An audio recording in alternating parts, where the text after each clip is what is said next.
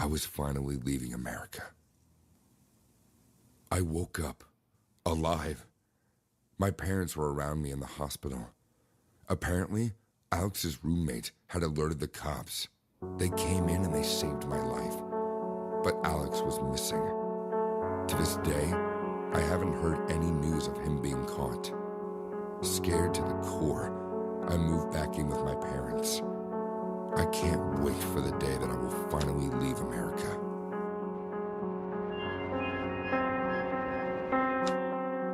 Yes! I had found someone that would buy my refrigerator on Craigslist. I needed money to pay for college. I was in my last year and I needed money for tuition. I didn't want to bother my brother because I knew how much he was struggling. It was just the two of us, and he struggled a lot working 2 jobs to get me into college. If there was a way to ease the burden off him, I would do it. That was why I was trying to sell some of my stuff. The money I had now was just half of what I needed. I decided to use a delivery company to get the refrigerator to the person who bought it. That way I wouldn't be stressed. I paced as I thought about what else I could sell that would bring in the rest of the money. I glanced at my small TV and immediately put it up on Craigslist. I decided to put up a couple of my bags, too. I knew they would fetch me enough money. It was so easy to have something sold these days. I went to the kitchen to fix myself something to eat while I waited for my items to be bought. The price I was asking for was a little high, but I was confident that someone would be willing to buy. As I finished my bowl of Fruit Loops, my laptop came. I rushed to it and saw that one person was buying all the items. I should have been suspicious, but I was just excited that I would finally be able to pay for college. I hurried to my room and packed all the bags neatly so I could have them delivered. I decided to get them delivered myself so I could save some of the money. I carried the packages out of my tiny apartment, struggling with the TV. I managed to get it out safely without any damage to myself or the TV. The buyer had agreed to meet me at a subway station not far from here. I took a bus, giddy with excitement. I got to the subway station and texted the buyer that I'd arrived there. A text came in asking what I was wearing, and I replied that I was wearing a gray sweatshirt and black jeans. A man walked towards me, cocking his head to one side. "Craigslist?" he asked. I nodded enthusiastically and pointed to the load on the floor beside me. "This is everything. You can check them to see for yourself." "I'll take your word for it," he said, smiling. "Here's the cash." I got the money and counted it quickly. It was complete. I thanked the man and hurried back home. I had to save the money in the bank so it would be easy for me to pay my fees when I wanted to. The session wasn't going to resume for another month, so I still had time on my hands. I decided to go to the bank the next morning. I would still have some money left, and I began to plan for the things I would buy with it. I sighed as I thought about getting a part-time job so I wouldn't be caught in a situation like this anymore. My brother called, and I picked up cheerfully. He asked if I needed cash, and I told him that I was fine. I told him not to worry about me and that I would handle myself. Immediately after the call, a text came into my phone. I checked and saw that it was the buyer. I wondered if there was a problem before checking the contents of the message. "Those bills are fake." The joy I'd been feeling got deflated. What did he mean? I hurried to where I kept the money and went to inspect the notes. I couldn't detect any difference between the money he gave me and the authentic ones. "What?" I texted back. "The notes are fake. If I were you, I wouldn't be spending that. I only needed to get rid of them, so I bought the first thing I saw. Your things are a bit overpriced, but I'm sure I'll get a good price for them. It was nice doing business with you."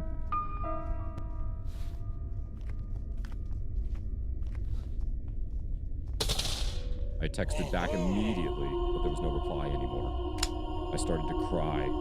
I had sold my belongings only to have fake money in my hands. What was I supposed to do now? I couldn't sleep. What was on my mind was that there was no way I could let my brother know what happened. I formulated a plan to use the money, and I could only hope I wouldn't get caught. The next day, I summoned up courage and took the money out. I only had one shot at this. I went to a store that I was sure had a return policy. I bought an expensive bag and paid with the fake cash. I honestly thought I would get caught, but I didn't. As I got outside the store, I made a show of admiring the bag and turning it every which way. I stealthily pulled out a pocket knife and cut the bag a little. Then I gasped dramatically and stormed into the store. This bag is defective, I yelled, drawing the attention of everyone in the store. The attendants quickly came up to me and quietly asked me what the problem was. I knew they wouldn't want me to make a scene. I thrust the bag into their faces and showed them where I'd made a slash on the fine leather. Is this what you sold to me? I can't stand this. They began to plead with me, and I told them I wouldn't press charges if they would give me my money back. They agreed and handed me back the money I bought the bag with. I knew that in the time I bought the bag and came back, the fake notes would have been covered by more money, so I was sure that the notes they gave me was authentic. I went out of the store looking in more and celebrated. Just then, I heard someone call from behind me. It was one of the attendants, and she was running towards me. I took off running, not looking back. My heart was pounding. They'd caught me somehow. I darted across the street, the envelope clutched in my hand. I ran towards a taxi and managed to get in it. I turned around to see the security guard from the store glaring at me. I guess that meant I wouldn't be going back to that store. When I got to my apartment, I found my door open. I went in carefully, wondering if I forgot to close the door on my way out. Hello. Seems you got rid of the fake bills. My mouth opened as I saw the man that had given me the money in the first place sitting comfortably on my sofa. I could use someone like you, he said. I swallowed when I saw the gun peeking from his waist. Wasn't like I had a choice. Suddenly, my door got open. Police, put your hands where I can see them. I complied and dropped to the floor when I saw the man swing his gun toward the cop. A tranquilizer was shot in his chest before he could fire. We were both arrested, and I spent 4 months in jail.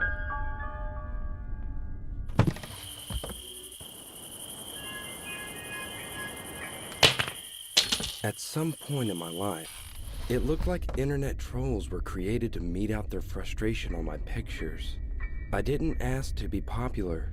Fame found me, and I used it to my advantage by becoming an Instagram influencer.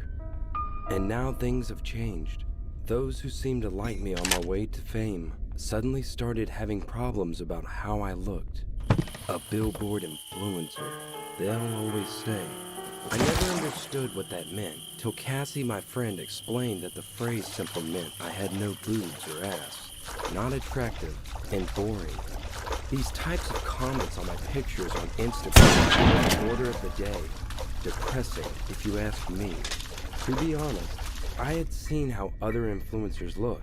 Huge breast, thick thighs, slim waist, and perfect pictures. I used to think it was all about phones and cameras, but trust me, I did everything I could to inquire about how they had gotten that perfect, but I was wrong. They were just that way. Perfect. Unfortunately, these hateful comments are getting to me, and I had sometimes tried to commit to help myself from the pain, because the trolls were inevitably chasing sponsors and business from me so much that my entirety looked lonely and boring. Towards the end of the year, I watched an ad that had a friend whom I used to know in high school. He was skinny and bald at 17, which made him the victim of bullies and trolls. It led to his transfer away from school. I wouldn't lie, I thought I had a better future, and even trolled him sometimes. But things had changed now. Jeremy wasn't who I used to know. I only knew he was the one by the name on my screen. He had a huge chest, thick biceps. His receding hairline had found its way to the front and had grown longer than it could have been under normal circumstances, coupled with a well-contoured face. So much that if perfect were a person, it'll be Jeremy. I abandoned the idea of committing for a while and began searching for his contacts with old friends who reluctantly gave me as they assumed I was hustling my way to get into his pants. In the long run, I got his number and casually asked him on a date. He immediately refused and promised to meet me at my home. That was exactly what I wanted. Can't wait, I texted anxiously. The day he planned to come over crept into existence, and he indeed showed up in a tank top and camo shorts. I could attest he was better than he even looked on the timeline. It's been forever, I said as I hugged his well-built body. Oh, Jane, it was meant to be. He patted me and dawdled to a seat. He was talking about my days as a high school bully. He didn't seem bothered. He looked happier and lively. A perfect creature, I mumbled. How have things been as an influencer? He flexed his muscles on the long sofa. I'm sure you checked my profile. My comments said hate and bitterness. All the trolls on Earth built a fort there. I chuckled, smiling through the pain. That's true. I had done my research and properly understood your predicament before coming. Jeremy sighed. If that's the case, why have you called to see me? I need help. Probably some diet plan, exercise routine, yoga. Anything to help me out, Jeremy. I sobbed, beginning to feel emotional. But Jeremy faded. But what? I pranced up from the chair to rest my elbow on my bony thigh. I'm only doing this because it's you. Under no circumstance should it be disclosed, so keep it secret, Jane. He requested and I affirm, seeing no way forward than listening. So, there is a pill you'd take, which would enhance your physical attributes. Hips, eyes, butt, boobs, lips, even eyelids, until you are perfect. There's a pill like this in the market? I wondered aloud. No, Jeremy chuckled. Then, it's on the dark web, where transactions like this take place. I know about it. I sat straight. Then I'd share the link. Check it out, and use the pills according to the prescription that will come with it. He sat up, ready to leave. Is that all to it? I gazed around. Side effects? Have you seen any on me? He smiled widely. No. Then bye. Jeremy sprung up from the chair towards the door, where we hugged and bid each other farewell. Before I got back to my seat, I saw his WhatsApp message that contained a link. Immediately, a text message popped. It contained a username and password. I followed his advice and followed the link. The interface was shady, but I easily navigated myself to the seller. In a matter of seconds, the deal was closed, with a questionnaire on my present physical state and what I expected. I assumed those were what they needed to get me the right prescription. Early the next day, I got my package in a paper bag. In it was a sealed package and prescription that read, 1 every day. Without further pondering, I took the first pill. In 3 days, there was an impossible turnaround, and in 2 weeks, everything had changed.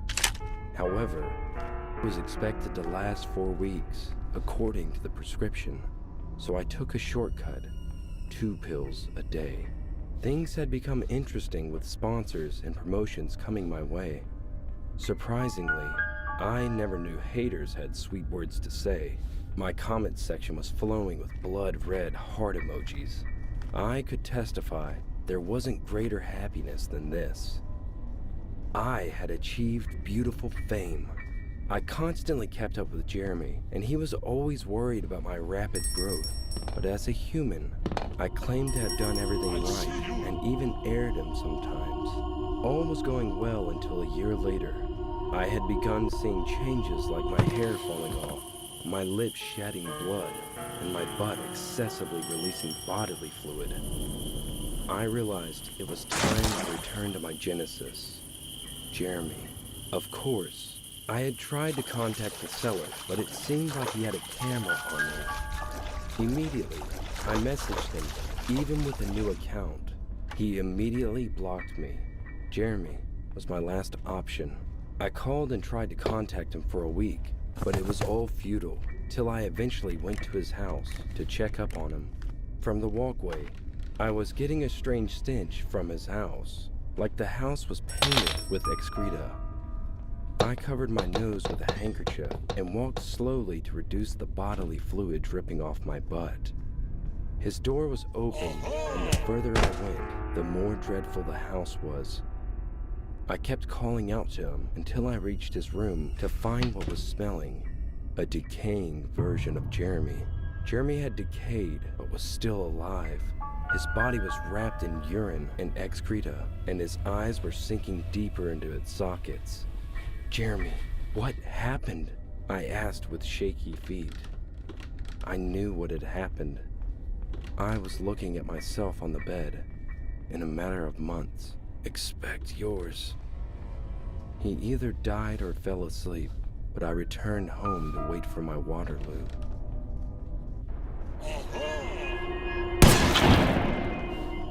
Collins gave me a smile as I twirled in front of him. I was glad he was in a good mood today. "You look beautiful," he said, pulling me in by the waist. He kissed me softly. I giggled. "You're too soft." "Only for you, Melissa. Now let's go or we'll be late." I followed him outside, and we got into the car. We had a function to attend. Collins said his workplace was organizing an event, and they were told they could bring their significant others. Collins and I have been together for about 6 months, and I moved in with him last month. I loved him. And although we had our issues like every other couple, I knew our love was strong. We got to his office building and went to the hall. The event was just about to start. Collins introduced me to his colleagues, and I tried to keep their names in my head. Collins went up to get his award, and I had never been prouder. My eyes misted. He deserves it. Collins is the most hard-working man I know. I turned to see one of his colleagues smiling softly at me. I racked my brain to remember his name, but came up short. "He is, thank you." I faced forward to see Collins looking straight at me. His eyes were narrowed. He returned to his seat with a terse smile. I broke out in a sweat, wondering if I did anything wrong. "Congratulations, man!"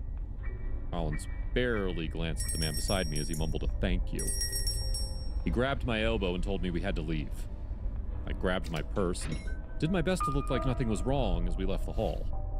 The ride home was filled with tension, and I dug my nails into my palms, dreading the worst. Tonight had been going so well. Collins refused to look at me, and he went in immediately after he parked the car. I scrambled after him and followed him to our room. "I'm sorry," I said, wringing my hands. Collins turned to me and looked at me up and down with disgust in his eyes. "What did you do?" he asked. I told him I didn't know, but he was angry and I was only trying to make things better. He asked me why his colleague Buck was looking at me the way he was. I frowned in confusion and tried to explain to him that he misunderstood the situation. I told him that the man only complimented him because of the award he got, and there was nothing else. Collins didn't believe me, and the eyes that held so much adoration for me now looked at me with scorn. "Slut, that's what you are. How can I ever trust you?" I bowed my head meekly, refusing to let him see the tears. I only repeated that I was sorry. He came up to me and grabbed a fistful of my hair. He tugged, and I yelped in pain. "Please, Collins!" He yelled at me to shut up and flung me across the room. I hit the floor and landed on my arm painfully. This wasn't the first time Collins would be getting violent with me, but I kept hoping every time would be the last time. He loomed over me and looked at the tears on my face. He sighed regretfully. "You know I love you. You can't keep hurting me like this." He stood me up and hugged me. I sobbed in his arms and stiffened when I felt his hands roving across my body. I protested. When I told him I wasn't in the mood, his brown eyes filled with anger again, and he dragged me to the bed. I tried to scream, but he covered my mouth with his free hand. He bunched my gown up to my waist and pinned me down with his legs. I was powerless to stop him. He unbuckled his pants, and I closed my eyes, accepting my fate. Perhaps if I didn't struggle, it would be less painful. I'd thought about leaving him multiple times, but I found it difficult to do because I loved him, and I was scared of what he would do if I tried to break up with him. I knew he loved me. That was why he got all possessive. I used to work as an editor in a news company. Collins told me to quit because he didn't like the way my male colleagues looked at me. He said he could provide for me, and I knew he was only looking out for me. My friend is coming to stay with me for a couple of days. He'll be using the guest room. Are you prepared to meet him? I nodded and went to check the guest room so I could be sure it was clean. Collins left for work after giving me a peck on the forehead. My arm still hurt, but the pain was fading. Later in the afternoon, the doorbell rang. I felt comfortable around him, and I led him to his room. I told him he had to eat first before anything, and we went to the kitchen together. Henry smiled at me as I set the bowl down in front of him. He told me to sit, and started to ask me questions. We fell into an easy conversation, and that was how Collins found us, laughing together. He and his friend did the bro hug thing, and Collins came up to kiss me. I sighed in relief. There'd be no danger today. I woke up suddenly, my throat dry. Collins was sound asleep and didn't move when I got up. When I got to the kitchen, Henry was drinking water, and some of the water spilled to the floor. I moved past him, mumbling that I had to drink water. I slipped and fell forward, crashing into Henry. We both got knocked to the floor, my body on top of his. What the fuck? I jumped up to see Collins approaching with murder in his eyes. I stuttered out an explanation, but he didn't hear it. He smacked me with the back of his hand, and I crashed into the counter. Bro, you can't hit her! Collins rounded up on Henry and punched him in the stomach. Henry bent over, clutching his stomach. Collins came back to me and bent me backwards over the counter. The edge of the marble dug into my lower back. Collins, wait! He was unstoppable, and I watched in horror as he crushed my fingers in his grip. I screamed, but heard my bones snap. Henry came up behind him and pulled him off. Collins grabbed the knife on the counter next to me and whirled on his brother. Henry jumped back and evaded the slash aimed for his neck. He reached for the knife in his hand, and there was a brief struggle. They fell to the floor and his wide eyes staring at Henry. Henry cursed and went to dial 911. I saw the life leave his eyes, emotionless. I felt so numb. My hands were nearly useless, and I said nothing as the paramedics lifted me into their van. All I knew was that I would never subject myself to something like that anymore.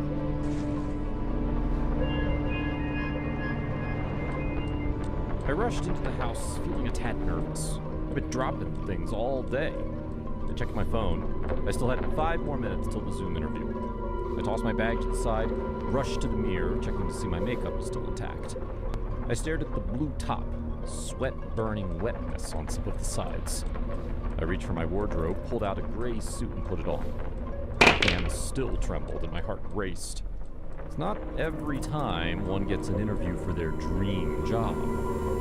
Plasma PLC had contacted me, reaching out to me a few hours after I'd updated my LinkedIn account, requesting for a Zoom call to do an interview fitting for a work-from-home assistant to help organize schedules and submit every day. It was the perfect fit for my schedule. The pay was so good. I turned on my laptop, opening the Zoom software, checked my reflection one more time on the screen, then made sure everything was ready. I clicked the link on my email and joined the meeting. Hello. Welcome, Elizabeth, James said, smiling. I stared at my screen confused. There were over 5 others staring at the screen. I opened my mouth to say I was expecting a conventional interview, but closed, refusing them to think I was scared of some other people gunning for the position. It was not until James started that I realized something was off. Now that we're all here, I would love to set the rules straight. It's quite simple, actually. Working with us means there are consequences.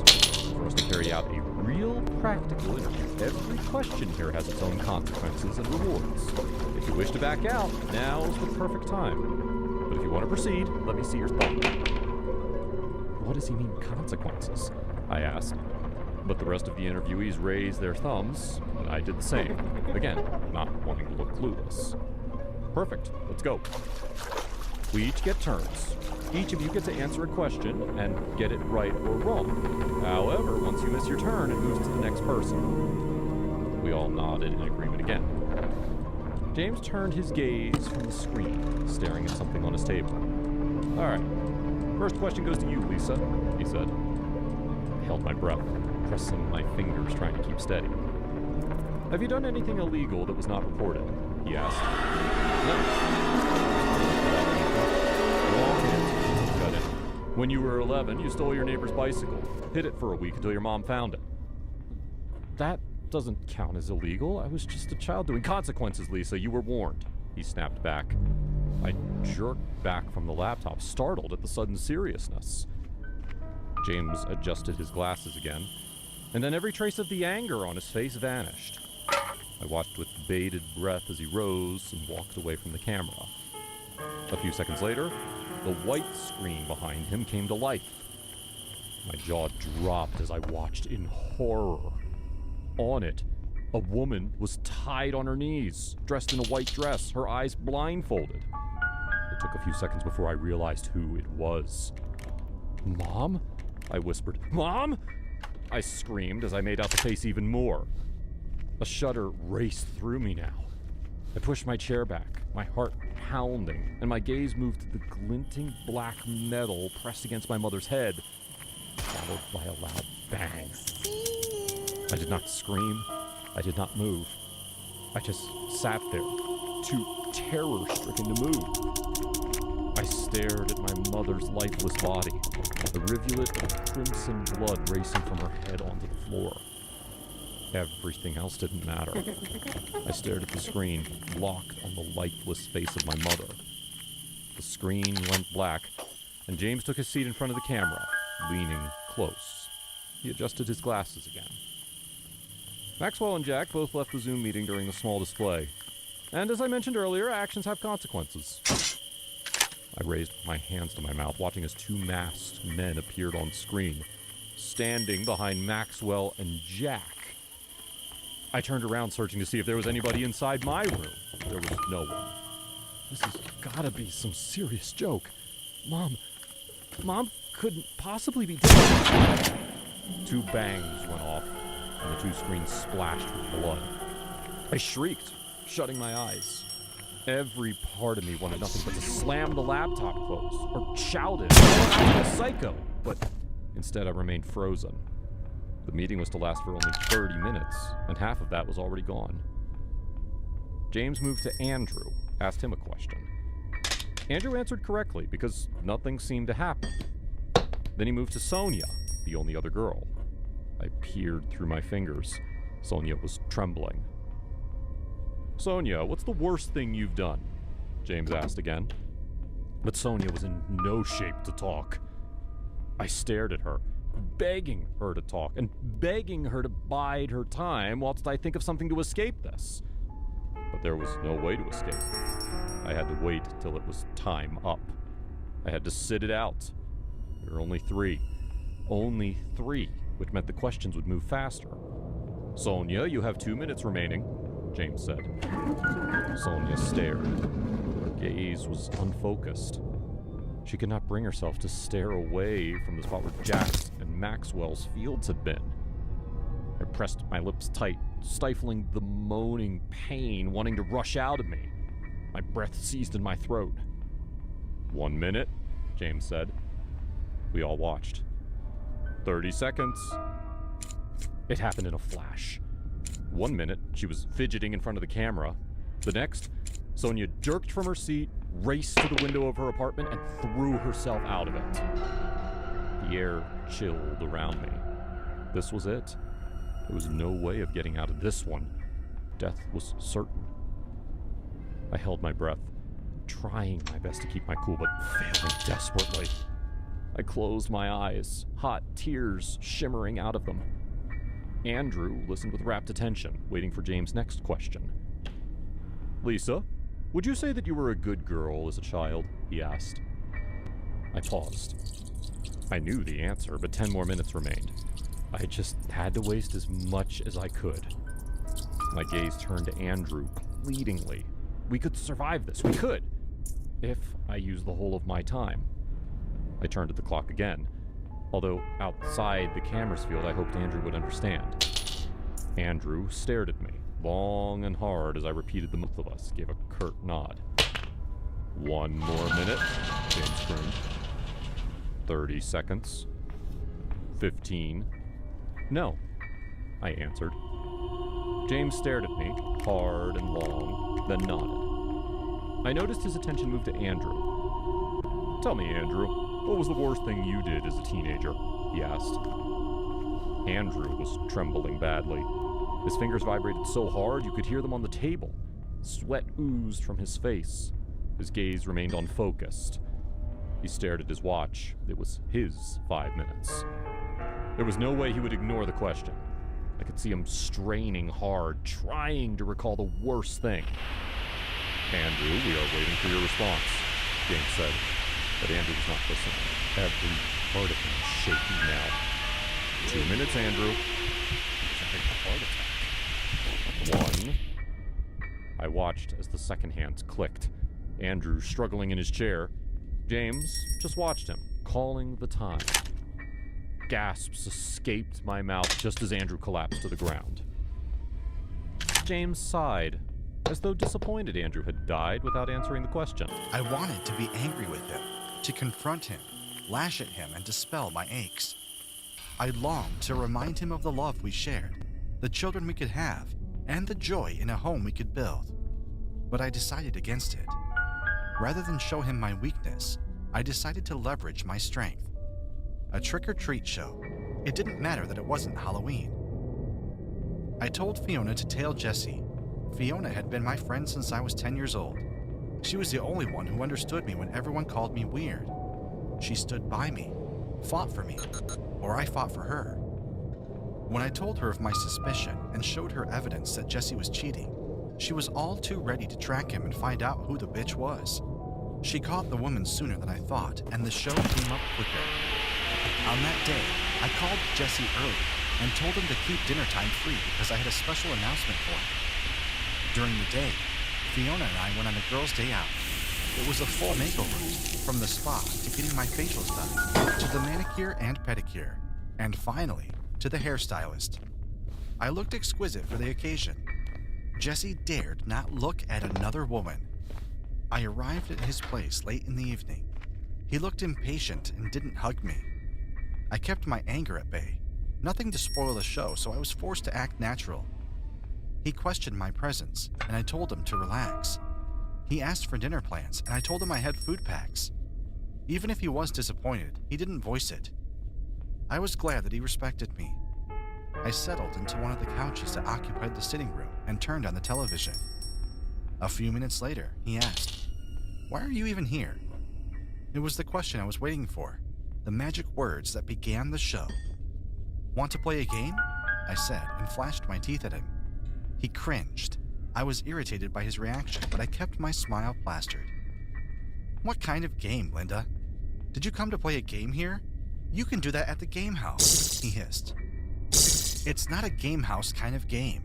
Don't you think I'm a little too old to be seen in a game house?" 28 years isn't old, Linda. What do you want? Trick or treat? I smiled and pushed away my anger. That could wait for later, or maybe never. Trick or treat? The look on his face was alarming. It took all my strength not to laugh. It's not even Halloween, and what kind of game is that? Just choose, Jesse. Do you want to be tricked, or do you want a treat? I moved closer to where he sat and tickled his chin. "Trick," he said, and I smiled. I turned off the television and motioned for the light switch, but changed my mind. It was better to see the reaction in his eyes while I tricked him. Brace for this. I stood and got on my knees, closed my eyes, and held my hands together tightly.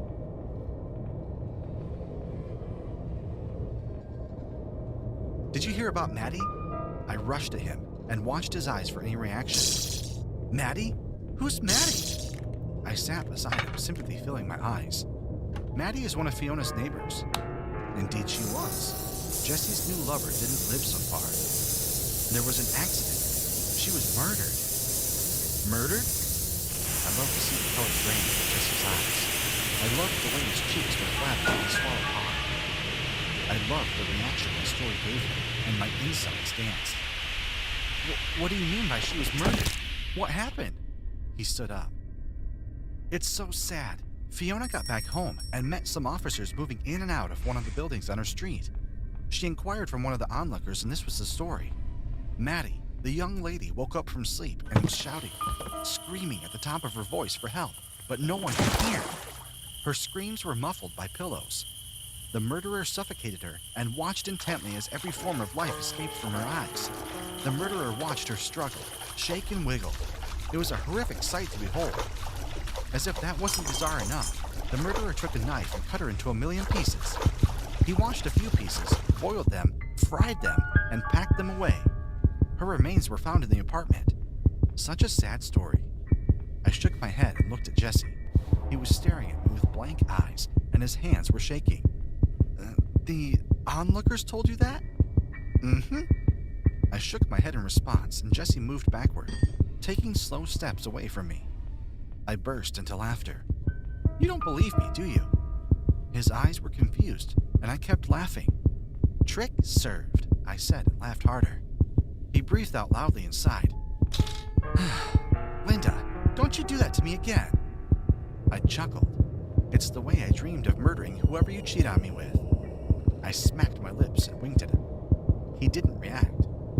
Since I have served my trick, it is time for your treat. I grinned while retrieving the food packs I brought with me the other time. Jesse sat beside me and unpacked the food.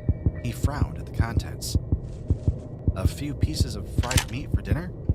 Linda? He scoffed. But I thought men liked to eat their women for dinner. I made sure to sound defeated and watched with relish as Jesse linked the story.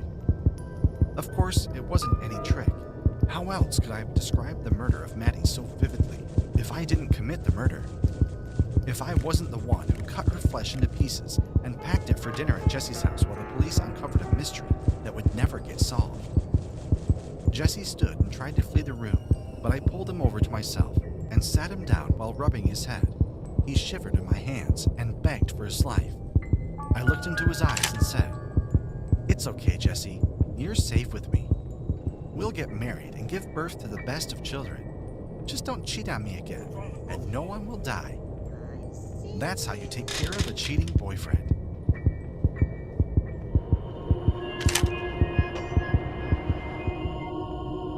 Another blackout. Another video as usual. A scribbled note? Unusual. I sat up from the two-seater, the only furniture apart from a small stool in the living room. What if I told you the blackout I mentioned wasn't one from electricity, neither general? It was my death to life, technically, and I woke up at that time. Blackout over until it wished to show up again.